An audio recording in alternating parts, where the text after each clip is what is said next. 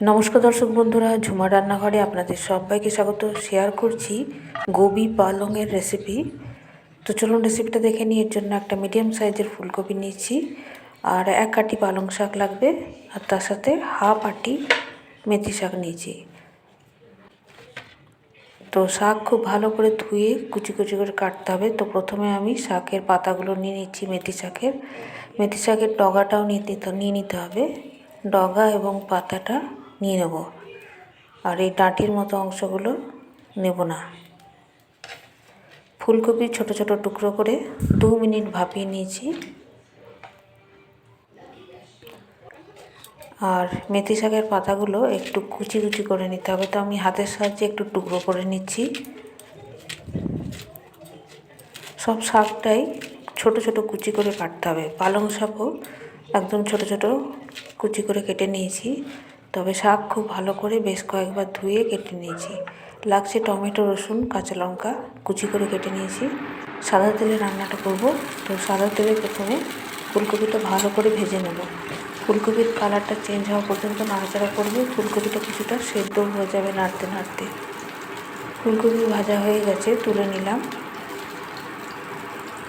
এবার আমি সামান্য ঘি অ্যাড করে দেবো। একটুখানি সাদা তেল আছে ফ্রাই প্যানের মধ্যে, তাতে 1 চামচ ঘি মিশিয়ে দিচ্ছি।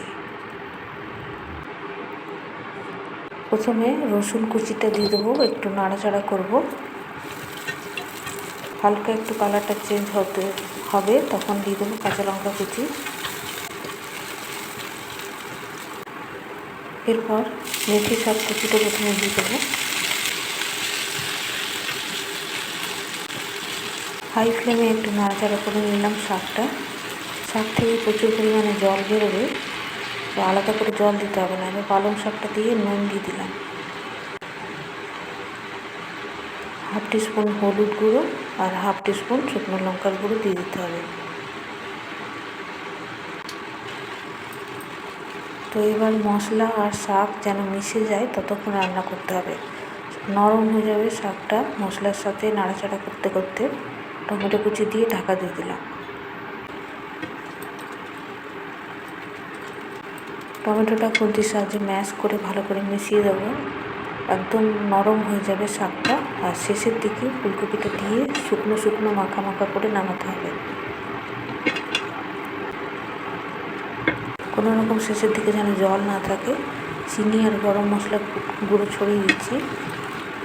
আর শেষে নামাবার সময় 1 চামচ মাখন দিতে হবে। তো বন্ধুরা, রেসিপিটা ভালো লাগলে প্লিজ আমার চ্যানেল সাবস্ক্রাইব করবেন। ফেসবুক থেকে দেখলে পেজটাকে ফলো অবশ্যই করবেন, আর লাইক, শেয়ার এবং কমেন্ট অবশ্যই করে দেবেন। একদম গরম গরম রুটি পরোটার সাথে দারুণ লাগবে এই রেসিপিটা। অবশ্যই বাড়িতে বানাবেন।